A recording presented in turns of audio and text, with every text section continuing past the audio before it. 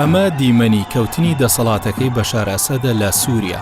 هەرچەندە هۆکارەکانی ڕوخانیان جیاوازن، بەڵام هاوشێوەی کەوتنی دەسەڵاتی سەدام حوسێنە لە عێراق بەر لە 21 ساڵ، کە تێیدا هاوڵاتیان پەیکەرەکان دەشکێن و وێنەکان دەسووتێنن.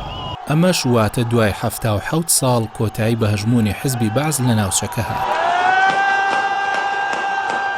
هەردوو حیزبی بەعسی عێراق و سووریا لە بنەڕەتدا یەک حیزب بوون و دامەزراندنیان دەگەڕێتەوە بۆ 77 ساڵ لەمەوبەر، کە تێیدا لەلایەن میشێل عەفلەقی مەسیحی و سەلاحەدین بەیتاری موسڵمانی سونی و زەکی ئەرسووزی موسڵمانی عەلەوی لەژێر ناوی حیزبی بەعسی عەرەبی سۆسیالیستی لە 7 نیسانی 1947 لە دیمەشق دامەزرا و هەرزوو پەلی بۆ وڵاتانی عەرەبی وەک عێراق و یەمەن و ئەردەن هاویشت. بەڵام جگە لە عێراق و سووریا لە هیچ وڵاتێکی دیکە نەیتوانی دەسەڵات بگرێتە دەست.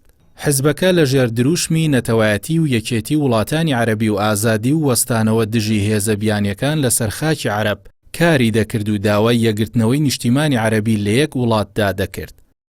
بەهۆی کودەتای 8 ئازاری 1963 حیزبی بەعز لە سووریا دەسەڵاتی گرتە دەست و نازم قودسی وەک سەرۆکی وڵاتەکە دیاری کرد و تا 8 کانونی یەکەمی 2024 بۆ ماوەی 61 ساڵ لە دەسەڵات مانەوە.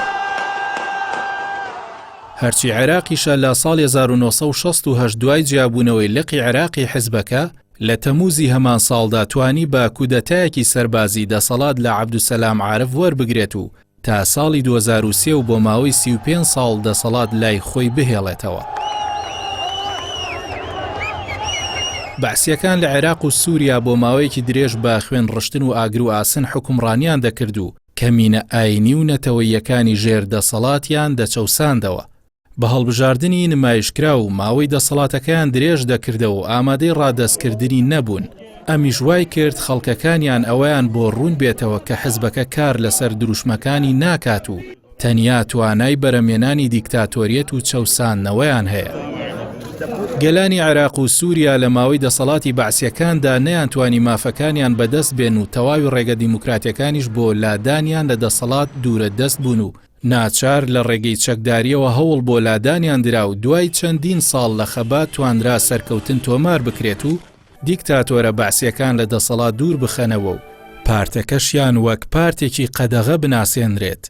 لە ئێستادا بە شێوەیەکی یەکجارەکی حیزبی بەعز لە دەسەڵات نەماون، بەڵام کاری ڕێکخراوەیان هێشتا لە وڵاتانی دیکە عەرەبی درێژەی هەیە و کە سوکاری ڕابەرەکانیان داڵدەدراون و مەترسیەکانی بڵاوکردنەوەی فکرەکانیان هێشتا لەسەر ناوچەکە بەردەوامی هەیە.